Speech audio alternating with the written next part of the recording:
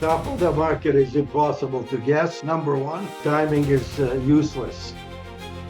Farmland is a appreciating asset going from bottom left to upper right. Robert's timeline, it's generational. It's 50 years. It's 100 years.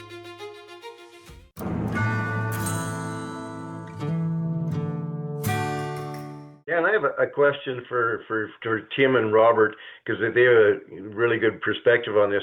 Are investment firms or even private investors still interested in buying farmland when, the return on investment from rental income is not what it was a number of years ago, and maybe we're plateauing land prices, maybe not, but some believe we might be plateauing or at least slowing down the increase. Are investment companies still interested in buying farmland and renting it out to producers, or are we likely to see investment companies saying, top of the market, time to move our money somewhere else? Top of the market is impossible to guess. Number one, timing is useless. And you could be right for years and lose your pants bidding against it before they say, yes, you're right, but you lost your shirt. So timing is impossible.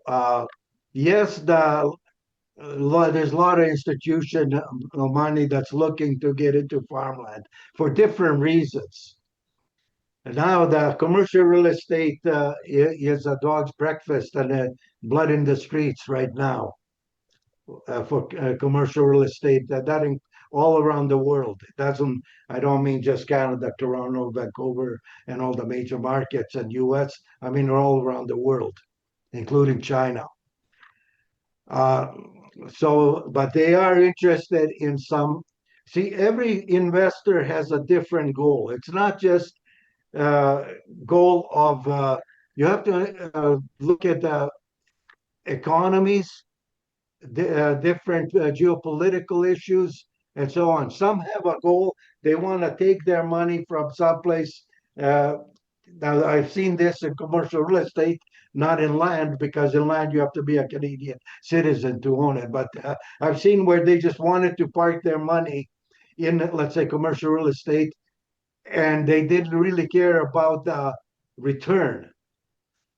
They care that it's in a different jurisdiction, geopolitical jurisdiction, and the currency, different currency, and so on, than where they made it, like in China or even Europe.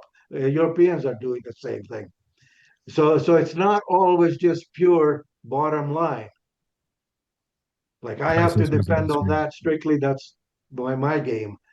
But others have a different goals.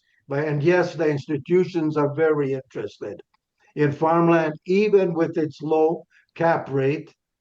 Cap rate in commercial real estate normally was between, when I was in there, 10 to 20%. Today, if it's a building that's anchored well with, let's say, a national tenant, so on, could be as low as 5-6%. But they don't have the appreciation. There's a big difference. And that's what I try to tell the lenders or educate the lenders the difference between commercial real estate and farmland. Farmland is a appreciating asset going from bottom left to upper right. Commercial real estate is a depreciated asset, upper left, bottom right, because each year it depreciates. You have to do roof repairs, asphalt, parking lot, the building itself, and so on. So Tim, do you have anything to add to that, or Robert, you got more I don't want to cut you off there, but yeah, cool. Tim, you got something to add there? Yeah, I think it really depends on the investor's time horizon, Kevin. We listen to Robert talk here, and like Robert's timeline, it's generational. It's 50 years. It's 100 years, right? And there are some institutions out there kind of thinking like that, but we're not seeing a lot of that investment in farmland right now.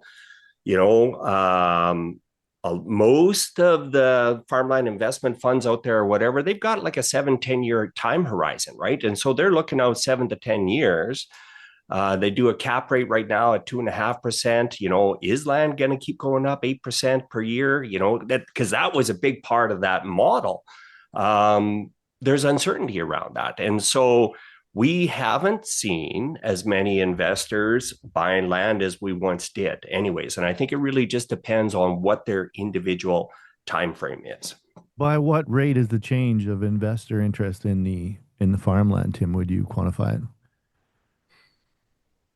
Oh man, I would say like, I don't know, less than 5% of our deals are to investors. You know, at the peak, they were maybe 15%. Even at the peak, it was mostly farmers that were still driving it, right? So I would say that it is down, yeah, significantly. We're still doing some deals, but not a lot. We get a lot of calls from farmers looking for investors, you know, the same way that they're calling Robert, they're calling us, right? And they're like, hey, I just want to sell 2, 3, 4 quarters, reduce some debt, but I want to continue to farm this because if I don't continue to farm it, it jeopardizes my revenue model, right? So I'd still like to keep it in the enterprise, just go from paying interest to paying rent. And so we've had more of those kind of calls in the last year than we've had since the early 2000s.